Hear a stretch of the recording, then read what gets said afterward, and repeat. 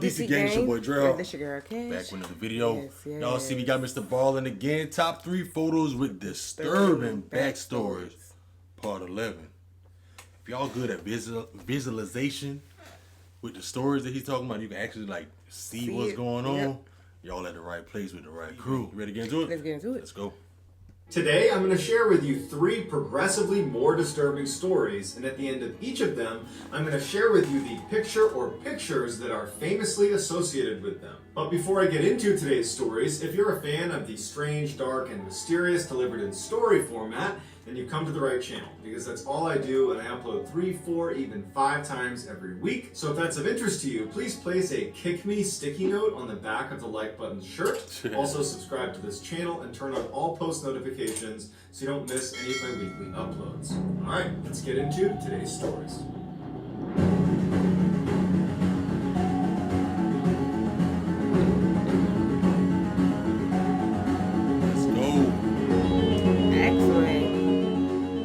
In 2014, the United States Navy decided it was time to decommission one of their old frigate ships, and so they sent it to a dock to be broken down for scrap. In order for workers to actually be able to access the underside of the ship and actually begin to break it down, they would need to dry dock the ship, which meant the ship would basically drive into this special locking corral where the doors would shut behind it, the water would drain out from underneath, and the ship would be left resting on these huge wooden blocks that elevated it off the ground. And with no water in there, workers were able to get underneath the hull and could access every part of the ship without obstruction. It's important to note for this story that when a ship is in dry dock, there is only one way on or off. It's this ramp called a gangway that leads from the dock onto the deck of the ship. Besides that, there is nowhere else for you to get on this ship. And if for some reason you really wanted to get on and couldn't use the gangway, you could in theory try to run and leap from the dock to the ship. There's a pretty significant gap there all the way around, but you could try the jump. I wouldn't. But if you weren't successful at grabbing onto the ship, you would fall multiple stories, probably to your death, because there's no water in the dry dock. So this old frigate ship that was being decommissioned was officially dry docked in July of 2014. The first group of people that went on board the ship to begin dismantling it were military personnel.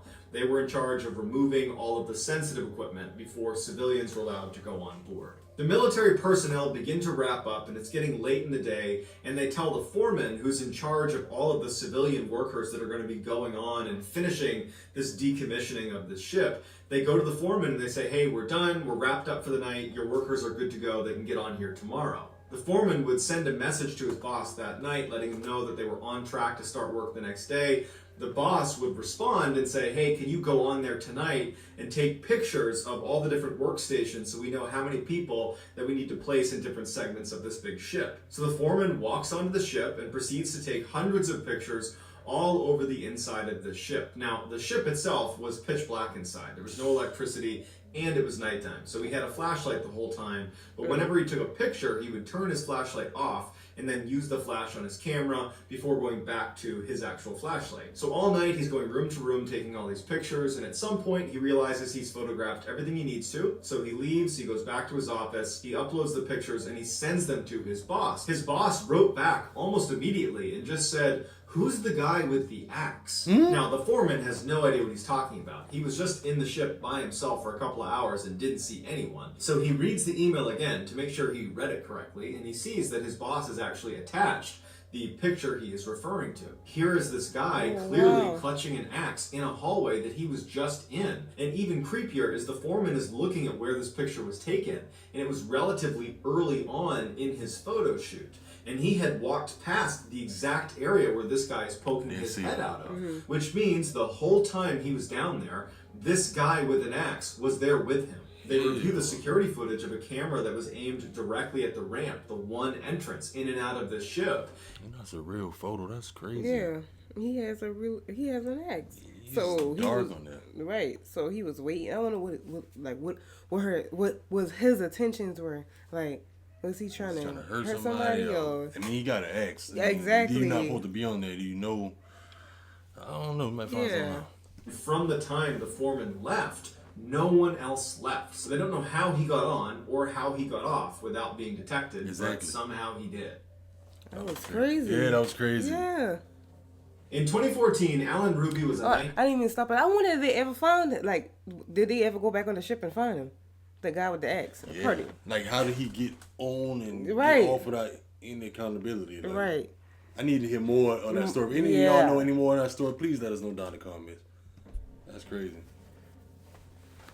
In 2014, Alan Ruby was a 19-year-old freshman studying political science at the University of Oklahoma. Despite being relatively modest and soft-spoken in person, on social media, he projected this lifestyle of wealth and grandeur. He'd oftentimes post pictures of exotic sports cars and expensive watches and clothes, and he would travel the world to Paris, London, New York City, and take all these pictures showing off this incredible life he had. He really wanted people to believe that he was this fabulously wealthy, successful guy. Alan was only able to project this phony lifestyle on social media because he was spending his father's money. His father was a successful businessman who was also the publisher of a newspaper that was quite successful, and so Alan would just spend his money, and then even after his father would give him money, Alan would steal his credit card and additionally rack up thousands of dollars in credit card debt. But as media began to shift away from print media to almost all digital, a lot of newspapers began to fail because they weren't able to transition to digital. And his father's newspaper was not making that transition very well,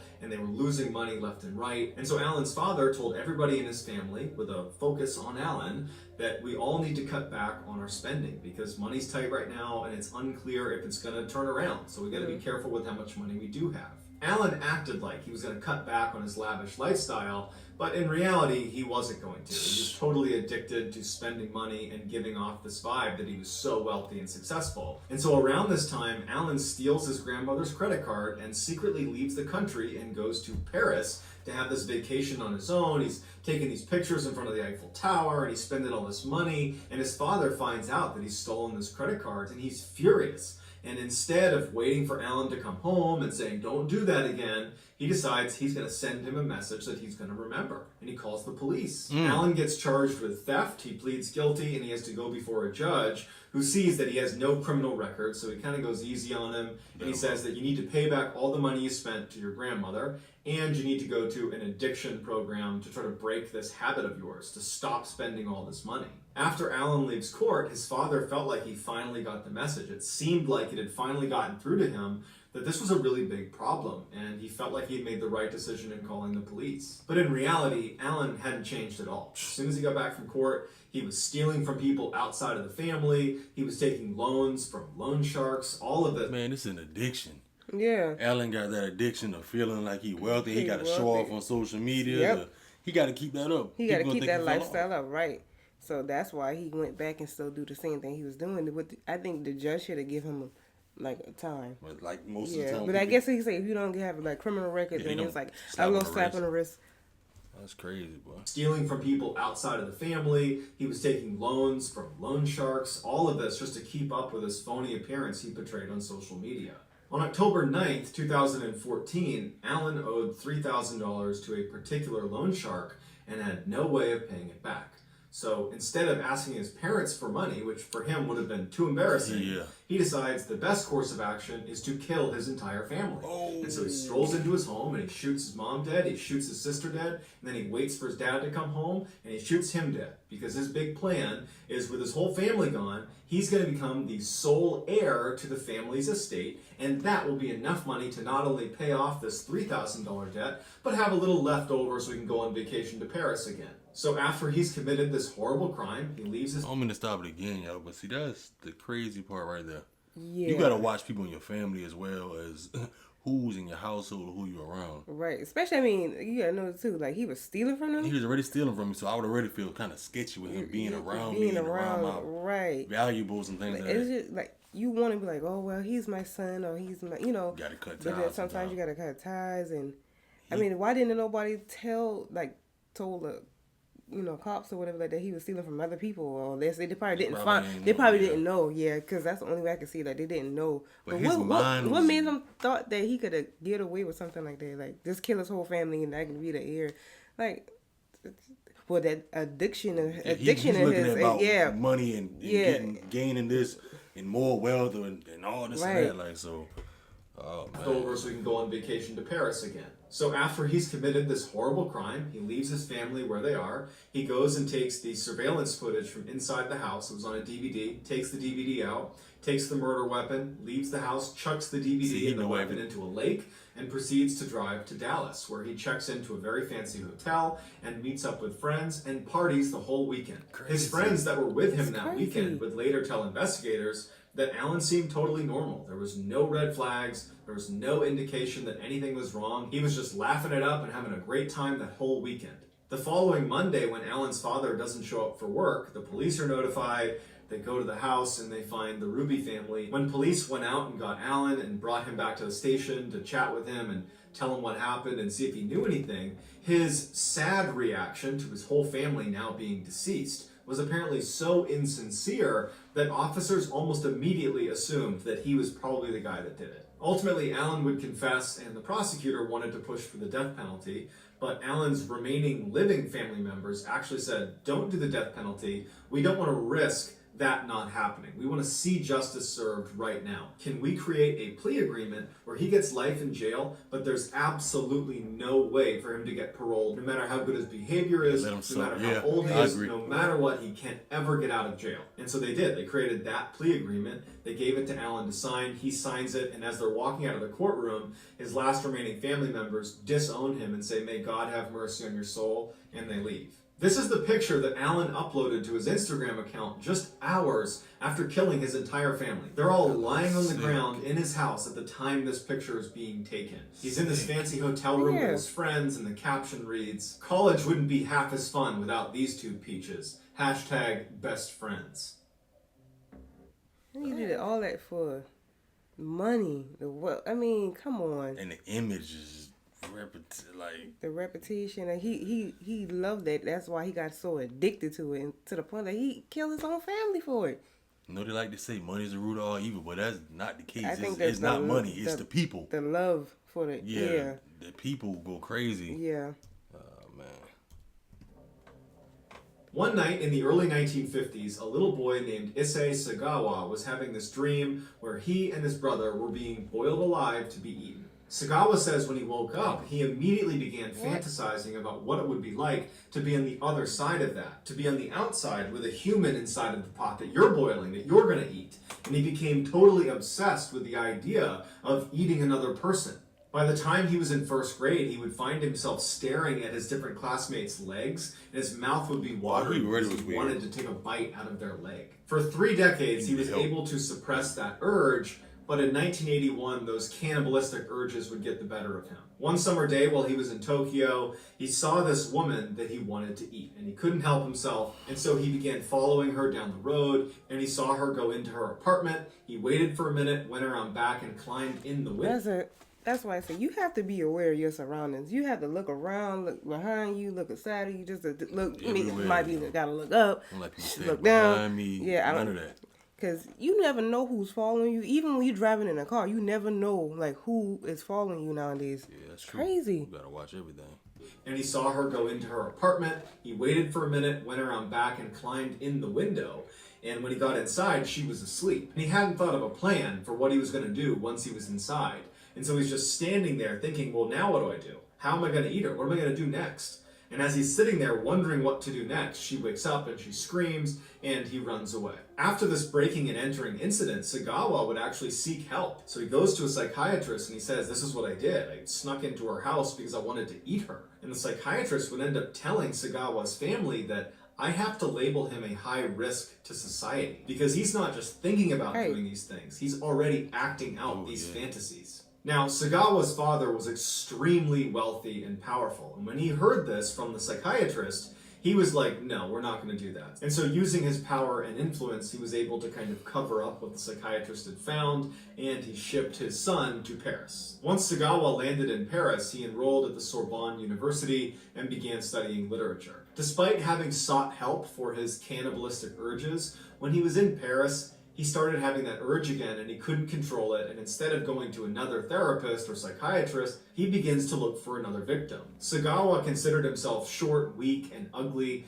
and so he was actually looking for a tall, beautiful Western woman so he could absorb their energy and somehow become a bigger, better version of himself. And so he began Sick. looking around Paris for tall, Sick. beautiful women that he could potentially eat, but no one seemed like a good fit until he met Renee Hartvelt. Renee was a tall, beautiful 25-year-old Dutch student who was going to school with Sagawa at Sorbonne. In order to get close to her, Sagawa would ask his father if he would give him some money so he could hire Renee to be his personal tutor. His father gives him the money, Sagawa hires Renee, and they strike up this working relationship together. And over time, Sagawa would build trust with Renee, they would become friends, and at some point he asked Renee if she'll actually come over to his apartment, something they had not done yet. And she's sitting in his apartment with her back turned to him. He leaves the room and comes back with a rifle, and he tries to fire it, but it jams. And she hasn't heard him do this, and so he's standing there and his weapon's now jammed. He hasn't fired it, and he just puts the weapon away and comes back out and acts like nothing's happened.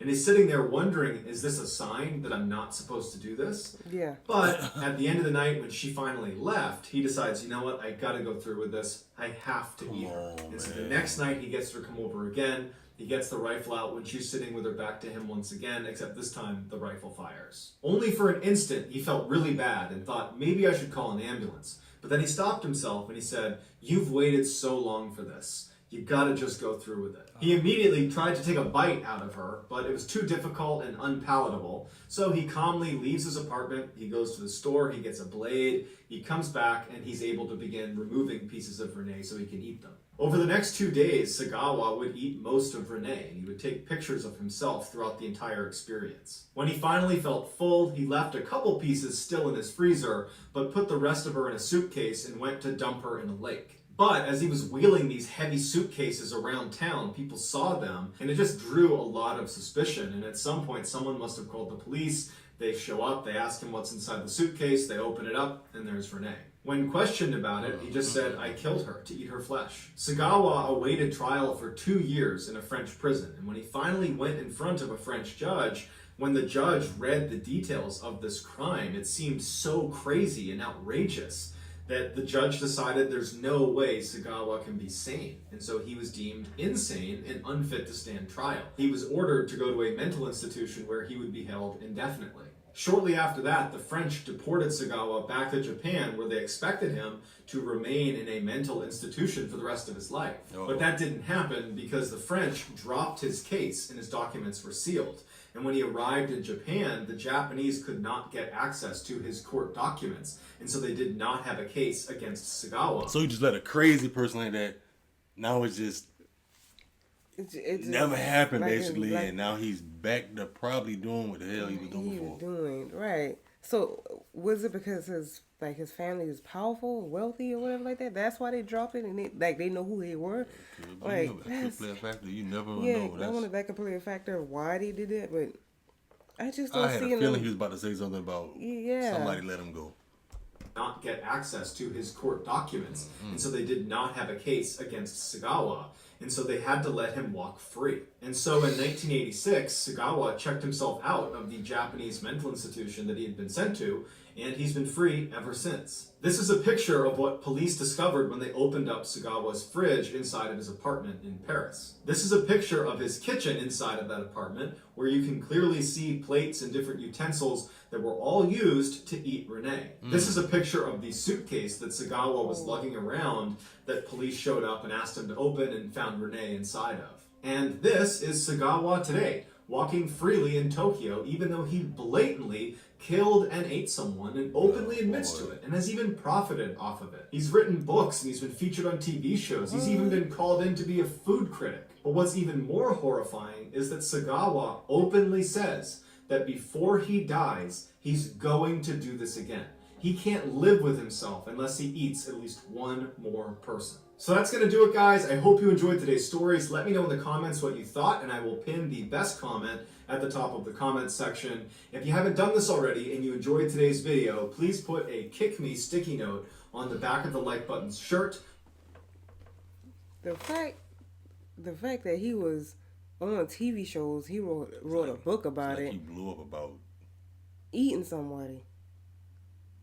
And they found the suitcase with her in it, and they know he did it. They got all the evidence right there, and they still... And just you like know that this dude is already contemplating on doing it again. He said before he died, he's going to do it again. And he's still alive. Right.